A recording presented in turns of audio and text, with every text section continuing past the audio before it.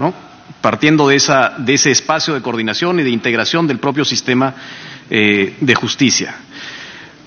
Lo que me parece también importante, dada la dimensión del trabajo, los más de 1000 jueces que componen la magistratura en el Perú, es que se pudieran designar, o que este consejo, este aparato colectivo, judicial, institucional, pudiera nombrar consejos de la magistratura descentralizados, uno en cada región. No un solo aparato que desde Lima evalúe a alguien que tiene unas costumbres y unas perspectivas de la vida completamente distintas y que están en contacto con una realidad completamente distinta, para la cual la persona que está en Lima tiene que hacer un esfuerzo antropológico para poder entender más o menos de qué se trata la situación de ese juez y tratar de orientarlo a una cultura más o menos occidental para poder evaluarlo.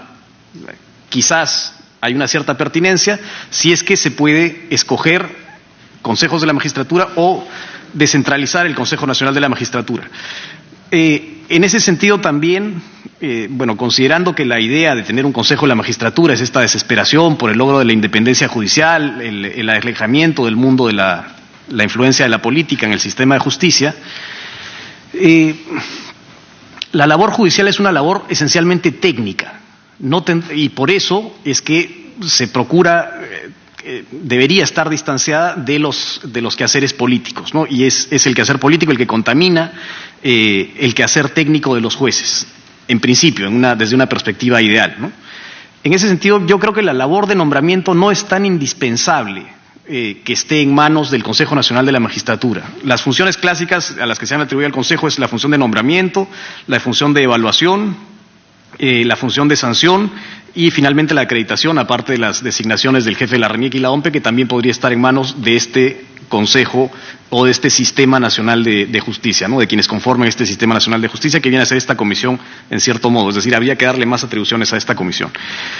En ese sentido, la función de nombramiento debería superarse de manera objetiva, dado que es una labor técnica. Exámenes serios, difíciles, muy difíciles, exámenes psicológicos y un peritaje económico para ver cómo entra y cómo sale el juez o cómo se desempeña económicamente a lo largo de su carrera. Ese es el aspecto del nombramiento, que me parece a mí que no es indispensable que esté en manos de quienes tienen que, desde ese punto de vista técnico, que es la labor del juez, cumplir esta labor.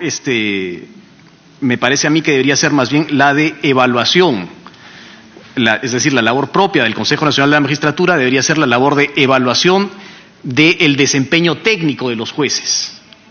No tiene por qué, nuevamente por esta desesperación de que no sabemos por dónde salir con la cuestión disciplinaria, le atribuimos al Consejo, porque no confiamos en los jueces, tampoco menos confiamos en los políticos para que sancionen a los jueces, entonces le atribuimos a esta institución también esta potestad disciplinaria suprema, contra los jueces de la Corte Suprema o quizás en última instancia contra los jueces ordinarios, ¿no? Cuando la cuestión disciplinaria, en el fondo, el problema de la cuestión disciplinaria no es en manos de quién está, sino si es que como el problema del derecho en general, si es que la cuestión disciplinaria es coherente o no. Es decir, si es que yo tengo dos casos iguales de jueces, esos jueces deberían ser sancionados de la misma manera.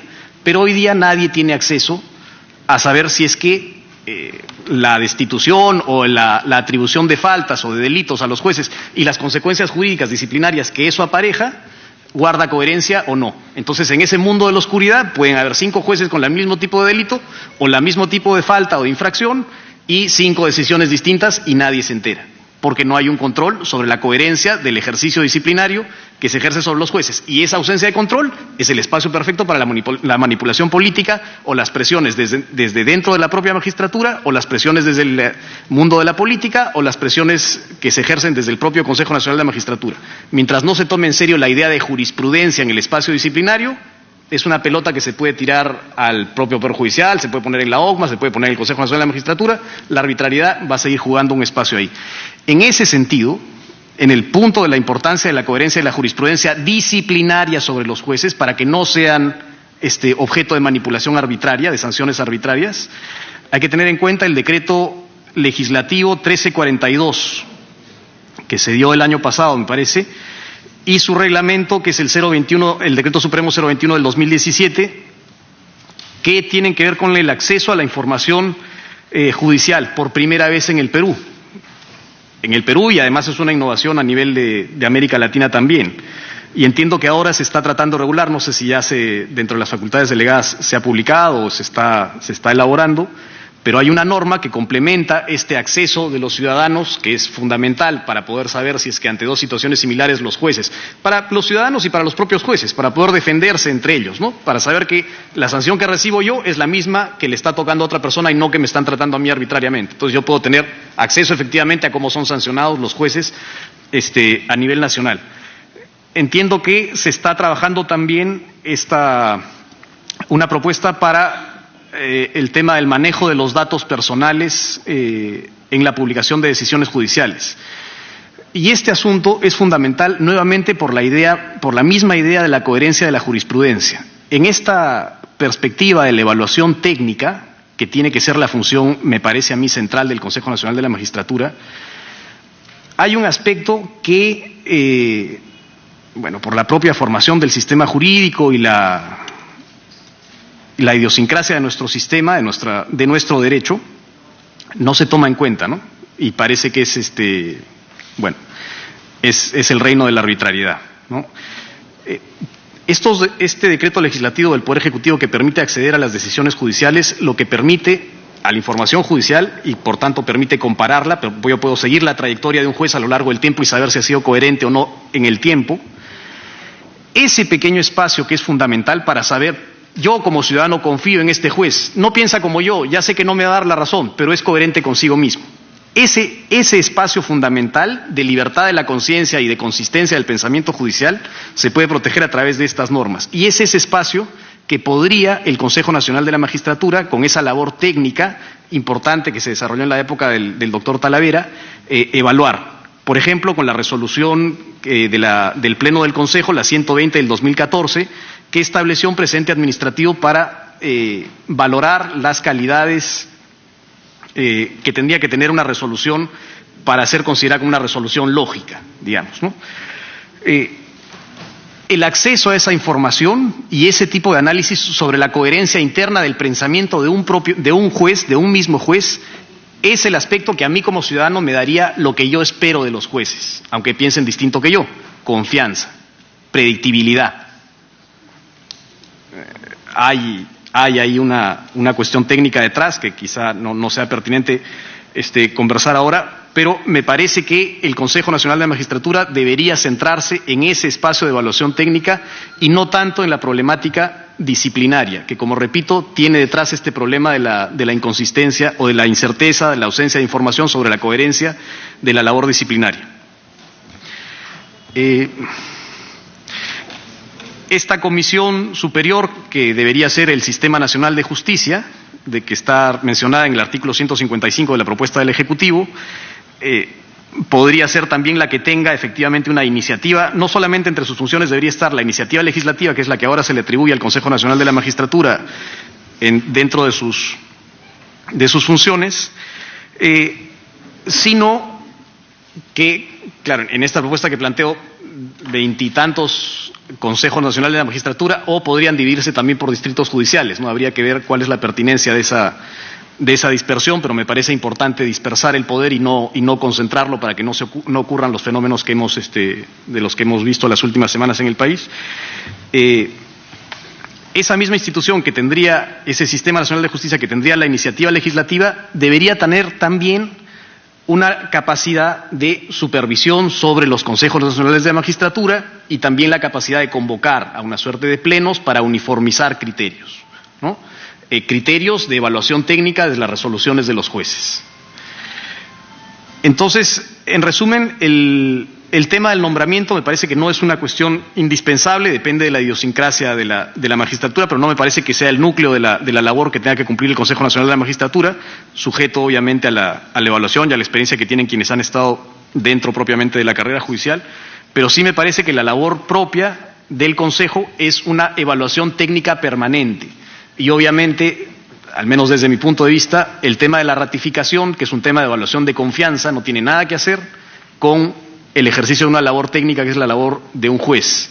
Un juez no pierde la confianza, un juez pierde los conocimientos, deja de administrar justicia, pero no. Y en todo caso, este mismo aspecto, es decir, la confianza es relevante y los legos en derecho, quienes no saben de derecho no tienen por qué construir una confianza técnica alrededor de un juez, pero esa confiabilidad podría darse si es que nos tomamos en serio nuevamente estas normas que ha dado el Ejecutivo, que permiten el acceso a las decisiones de los jueces y podrían, si es que se establece, si es que se hace el ejercicio jurídico, que también es un ejercicio jurídico que puede ser innovador, establecer parámetros de coherencia jurisdiccional individual, de manera que yo pueda, en el Consejo Nacional de la Magistratura, establecer con un gráfico el nivel de coherencia de un juez. Yo no puedo tener un juez que tiene 5 posiciones distintas sobre un elemento típico de la estafa. Un juez tiene que tener una y quizás en el tiempo cambia y la modifica y justifica por qué. Pero lo que yo no puedo es tener posiciones contradictorias o muy diversas. Solamente teniendo acceso a las distintas decisiones de un juez a lo largo del tiempo, yo puedo conocer si es que existe esa coherencia y podré proyectar un gráfico y decir, ese juez es altamente predictible o predecible. En cambio, otro juez, mira, ¿sabes qué? Mejor te ponemos en cuarentena hasta que evalúes bien lo que estás haciendo porque o no sabes o vamos a pensar que no es que no sabes, sino que te han pagado, ¿no? En fin, esas consideraciones me parecen importantes tener en cuenta. Luego, la función de la acreditación es una función formal, ¿no? No sé, podría tenerla la academia, podría tenerla el consejo, y en fin, hasta ahí, eso es lo que quería compartir con ustedes. Gracias. Muchas gracias al doctor Ruiz Bayón.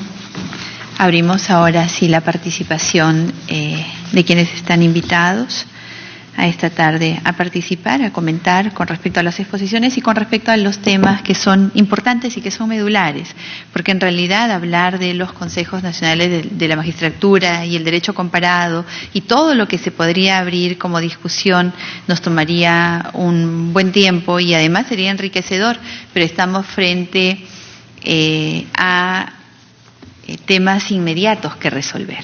Entonces, hay puntos medulares, como bien han explicado nuestros expositores de manera brillante, sobre los cuales debe girar la conversación, el tipo o la forma de elección, si nosotros creemos que debería ser, como ha propuesto el Ejecutivo y varios de los proyectos de ley que estoy segura ustedes han leído, un concurso público abierto, de tal manera que cualquier peruano que cumpla determinados requisitos pueda, mediante un concurso público, que debería tener condiciones de fiscalización y de transparencia que permitan incorporar en este concurso a los mejores, debería ser esa modalidad, o si acaso nosotros planteamos alguna diferente. Hablar sobre el número de miembros, ¿cuántos? 7, decía el doctor Talavera, incluso piensa que deberían ser 5 y que con 5 se podría tener una buena productividad, como ya lo han demostrado en la gestión anterior en la cual él estuvo. O si a lo mejor vamos a 9 o incrementamos más el número, como ocurre en el derecho comparado. El periodo, 7 años, 5 años, subimos, bajamos, reelección, no reelección. Los requisitos, fundamental, ¿no? ¿Cuáles son los requisitos que deben ser de obligatorio cumplimiento para acceder a tan alta responsabilidad? ¿Deben ser abogados? Creo que hay coincidencia también en que deberían ser abogados, pero por supuesto también viene de quienes son abogados. Y obviamente existe la sana inclinación a que la especialización por razón de la profesión daría atribuciones que permitirían un ejercicio más eficiente y el abordaje obviamente profesional. ¿Es así realmente? Son algunas de las cuestiones que creo podríamos dilucidar nosotros a fin de incorporar lo que mejor corresponda en el dictamen que nosotros prontamente debemos proponer. Las funciones, ¿qué funciones debe tener? Las mismas que están contempladas en la Constitución, porque salvo muy pocos proyectos de ley, casi todos no han hecho mayor mención a las funciones. ¿Deben seguir designando a RENIEC, a OMPE? ¿Les incrementamos disminuimos, mantenemos. Son asuntos importantísimos, porque de ahí también veríamos si el número es adecuado y si el perfil es adecuado. Y obviamente analizar si es que nosotros tenemos un dictamen en el menor tiempo posible aprobado, qué disposición transitoria o complementaria podríamos incorporar a una iniciativa en ese sentido. Doctor Iván Sequeiros, para que pueda comentar a nuestros panelistas y además exponernos su punto de vista. Muy buenas tardes. Le agradezco, señora presidenta de la Comisión de Constitución. Me siento muy a gusto acá tratando de establecer algunos puntos de referencia respecto a estos proyectos de reforma constitucional. Saludo a todos los señores que están acá presentes, que también están, entiendo yo, en la misma intención. Ya el doctor Talavera, el doctor Gálvez y el doctor Ruiz nos han hecho una referencia importante de lo que significa el Consejo Nacional de la Magistratura. En principio, quiero citarles 2 o 3 cosas importantes para luego entrar ya puntualmente a los temas que serían materia de debate. Estamos debatiendo qué hacemos con el Consejo Nacional de la Magistratura, y lo que me llama la atención es que el Consejo Nacional de la Magistratura no tiene la culpa absolutamente de nada. Los que tienen la culpa son las personas que estuvieron allí. El Poder Judicial no tiene absolutamente la culpa de lo malo que pueda pasar en el Poder Judicial, son los jueces mal nombrados que están allí. Entonces, a veces entramos en este lamentable problema de tener que estar revisando nuestras instituciones cuando algunas personas se portan mal en las instituciones. Entonces debemos tener sumo cuidado, mucho cuidado en escoger las personas idóneas para cada función. Parte de lo que se está debatiendo en este momento es precisamente escoger quiénes deben ser los miembros del Consejo Nacional de la Magistratura, qué perfiles deben tener y cómo deben ser elegidos. Creo que todos estamos de acuerdo que la existencia del Consejo Nacional de la Magistratura ya no se puede echar atrás. Es un logro que tiene el Perú. Cualquier reunión de jueces a nivel internacional siempre felicitan al Perú por tener un Consejo Nacional de la Magistratura independiente y con valor agregado de no tener incidencia política. Después de todas las experiencias que hemos tenido en la designación de jueces a través de la historia, se llegó a este momento y se dijo, bueno, de hoy en adelante va a ser el Consejo el que se encargue de este trabajo. Con la idea, precisamente, de darle fortaleza a la independencia de los jueces que puedan realizar su trabajo con absoluta imparcialidad. Bajo ese criterio, revisemos algunas cosas del Consejo Nacional de la Magistratura. Primero, no concuerdo con el doctor Gálvez en cuanto propone que podrían integrar 2 miembros del Legislativo, la comisión encargada de designar estos miembros del Consejo de la Magistratura, porque estamos retrocediendo un poco en este tema de darle algún matiz político en estas designaciones, y eso se quiere evitar. Esa es la historia que nos ha ubicado en este momento y nos dice, evitemos cualquier injerencia política en la designación de jueces. Y eso creo que hay que mantenerlo. En cuanto al perfil del magistrado, de los integrantes del Consejo Nacional de la Magistratura, creo que resulta importante que tengan cualidades o, en todo caso, requisitos similares a los que va a tener un juez de la Corte Suprema.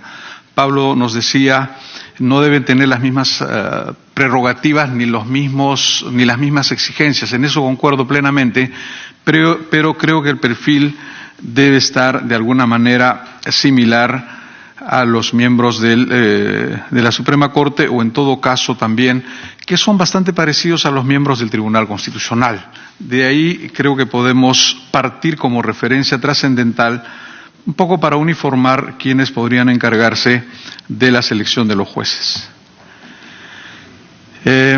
Respecto de las atribuciones que debe tener el Consejo Nacional de la Magistratura, creo que debemos concentrar su actividad conforme, y nos lo ha dicho también Pablo Talavera haciendo una referencia de la legislación comparada sobre la materia, que se concentren únicamente en temas del sistema de justicia. Cuando abrimos la posibilidad de que participen en la elección de los miembros de la OMPE, de la RENIEX, etcétera, poco que distraemos su labor esencial, que es precisamente nombrar jueces y eventualmente controlar la actividad de los jueces. De tal manera que preferiríamos en el Poder Judicial que estos miembros del Consejo Nacional de la Magistratura se concentren única y exclusivamente en la actividad jurisdiccional. Eso permitiría una mayor precisión en la labor que van a realizar y evidentemente no distraer en otras actividades que de por sí ya, y la experiencia nos lo ha dicho y Pablo lo ha transmitido, es sumamente arduo el trabajo que realiza el Consejo Nacional de la Magistratura, y a pesar de haberse esforzado como se han esforzado, no han logrado llenar todas las plazas de jueces porque hay mucha provisionalidad todavía en el Perú. Consecuentemente, necesitamos miembros dedicados exclusivamente a esa actividad. El número de miembros del Consejo Nacional de la Magistratura, yo entiendo que cuanto menos miembros son, más ágil va a ser su labor. 5 miembros, suficiente. La posibilidad de que entren en acuerdos inclusive resulta mucho más sencillo. En acuerdos, en el buen sentido de la expresión, evidentemente, resulta mucho más sencillo. Las calificaciones que puedan hacer tampoco se dispersan tanto, y finalmente la coherencia en lo que puedan pensar los 5 miembros es mucho más fácil de lo que puedan pensar 7 o más miembros del Consejo de la Magistratura. Por esa razón nos inclinaríamos por los 5 miembros. Evidentemente, si se decide que sean 7, no hay problema. No va a decidir finalmente si un buen consejo o un mal consejo el número de miembros. Pueden ser 5, pueden ser 7, pueden ser 9. El asunto es que sean buenos, los 5, los 7 o los 9. De eso se trata. Pero cuanto más reducido es el número de los que van a intervenir, creo que la cosa es mucho más ágil y funciona más rápido. En cuanto a las funciones, repito, debería concentrarse en el nombramiento de jueces. Acá tengo algún tipo de objeción respecto de los mecanismos que deben realizar los miembros del Consejo Nacional de la Magistratura, y se los cuento un poco por experiencia. Los jueces en el tiempo actual están resolviendo casos pensando en qué le va a decir el Consejo Nacional de la Magistratura o pensando en qué le va a decir la Oficina de Control de la Magistratura. Y esto distorsiona de manera bastante importante los criterios para resolver el caso en concreto. ¿Qué les estoy diciendo con esto? Un juez, cuando tiene entre manos un asunto complicado, dice más o menos lo siguiente: si resuelvo en favor de este lado, puedo tener problemas con OJMA. Si resuelvo en favor de este lado, por mi manera de pensar, puedo tener problemas con el Consejo Nacional de la Magistratura. Las limitaciones y los problemas que originan estos controles son perjudiciales para la objetividad del sistema de justicia. Los controles de las decisiones judiciales en todas partes del mundo están sometidos a la instancia plural. Por ahí se controla. Si yo hice mal, el superior lo revisará. Y así se revisan todas las decisiones judiciales. Pero cuando ya ponemos otras entidades que eventualmente puedan estar metiendo también las narices en las decisiones y puedan estar calificando, y como consecuencia de esas calificaciones puedan venir eventuales tratamientos a los jueces van a empezar a pensar por su comodidad, por su estabilidad, por su tranquilidad, en cómo complacen tanto a los organismos de control como también al Consejo Nacional de la Magistratura. Y se los digo porque eso ocurre en el Poder Judicial. Entonces, sería de la idea que se elimine cualquier otro mecanismo disciplinario del Consejo Nacional de la Magistratura y solamente se concentre en el nombramiento de los jueces. Evidentemente, podría ser una segunda instancia en el tema de destitución, que lo haga el propio Poder Judicial como está establecido, Consejo Ejecutivo del Poder Judicial, y una segunda instancia podría ser el Consejo Nacional de la Magistratura para revisar este tipo de comportamientos inadecuados. El período de duración. Los períodos largos en el ejercicio de poder siempre son perniciosos. Eso lo tenemos no solo por la experiencia, sino también por toda la información de la teoría política que está debidamente plasmada en todos los libros que sobre la materia existen. Ejercicio de poder que dura mucho tiempo es pernicioso. Consecuentemente, tenemos que ser racionales y proporcionales en el tiempo que se pueda otorgar a los miembros del Consejo de la Magistratura para que ejerzan esta función. No tenemos inconveniente que sean entre 5 y 7 años.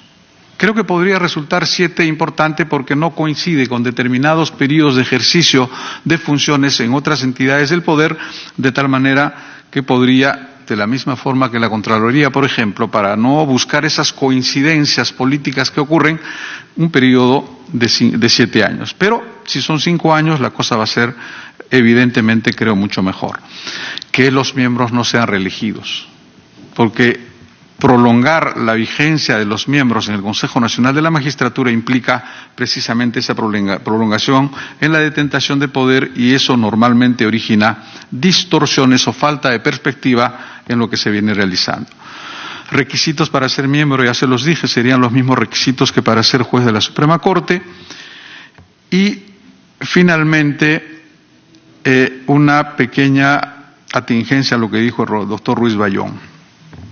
Cuando buscamos la independencia de los jueces, no es bueno que los jueces se estén reuniendo con fiscales, con Ministerio de Justicia o con cualquier otra entidad que tenga que ver con el sistema, excepto las cabezas para coordinar algo genérico. ¿Por qué? Porque se está entendiendo que ese tipo de reuniones trae como consecuencia determinados acuerdos para el manejo de todo el sistema de justicia en favor o en contra de determinados sectores, personas o de repente medios influyentes. Para que se evite ese tipo de inconvenientes, creo que debemos preservar aquello que los anglosajones son muy cuidadosos en preservar. Que los jueces no se mezclen con nadie. Que los jueces observen todo lo que pasa desde una perspectiva imparcial y, llegado el momento, si son requeridos, que hagan lo que tienen que hacer. El Congreso norteamericano, esta es una anécdota y con esto concluyo, cuando el presidente de los Estados Unidos expide su política de gobierno, lo hace en el Senado de la República, en el estrado hay un lugar especial para los jueces de la Suprema Corte Federal y concurren los jueces de la Suprema Corte Federal. Como un símbolo de su independencia, cuando el presidente está exponiendo su política de gobierno, jamás aplauden. Se quedan impertérritos mirando lo que está diciendo el presidente y se quedan sencillamente observando lo que está diciendo. Concluye su discurso, todo el mundo aplaude, todo el mundo hace hurras y los jueces de la Suprema Corte siguen mirando sin mover una ceja. Eso, en el simbolismo del ejercicio de poder, representa precisamente la imparcialidad de los jueces. Estamos observando lo que están haciendo, pórtense bien, que si se portan mal y caen en nuestras manos, van a tener problemas. Yo no estoy aprobando lo que estás diciendo ni estoy desaprobando, simplemente estoy observando. Esas muestras de imparcialidad, de independencia del sistema de justicia, tenemos que aprenderlas, porque si bien es verdad, se trata de un simbolismo, pero es un simbolismo muy significativo que precisamente impide este tipo de malos comentarios respecto de eventuales componendas, entre comillas, en las que puedan estar sometidos los jueces. Con esto, señora Presidenta, le agradezco y, por cierto, creo que todos estamos en la buena intención de querer mejorar las condiciones de justicia en el Perú. El Poder Judicial, mejor que nadie, está sumamente interesado en este tema. Queremos un buen Consejo Nacional de la Magistratura y todo eso depende del adecuado escogimiento de las personas idóneas y adecuadas para ese cargo. Muchas gracias, Presidenta. Muchas gracias, doctor Sequeiros. Valioso su aporte, sobre todo cuando inicia y termina separando a las personas de las instituciones. Y definitivamente hay que separar a las personas de las instituciones, también en el Poder Legislativo. Ser legislador y hacer política no es un crimen, al contrario. Debería ser un aliciente para que toda la población pueda entrar al ejercicio político y desde allí contribuir. Si nosotros vamos a levantar un manto de sospecha por todos los que hacemos política, y quienes hacemos política estamos en el Parlamento representando el poder real, el poder delegado, el poder que emana de una elección, entonces también estamos haciendo eso que no queremos hacer, ¿no? Individualizar en algunos actos separados y aislados a las instituciones. Y lo que queremos por sobre todas las cosas es preservar las instituciones, todas las instituciones y todos los poderes. Interesante también el tema de los periodos, ha introducido ya el tema de la no reelección. los requisitos, ¿no? Ya vamos hablando de requisitos más aterrizados. El doctor Sequeiros piensa que deberían ser los mismos requisitos que para elegir un juez de la Corte Suprema. Y bueno, debemos enriquecer este debate. Doctor Rafael Rodríguez Campos.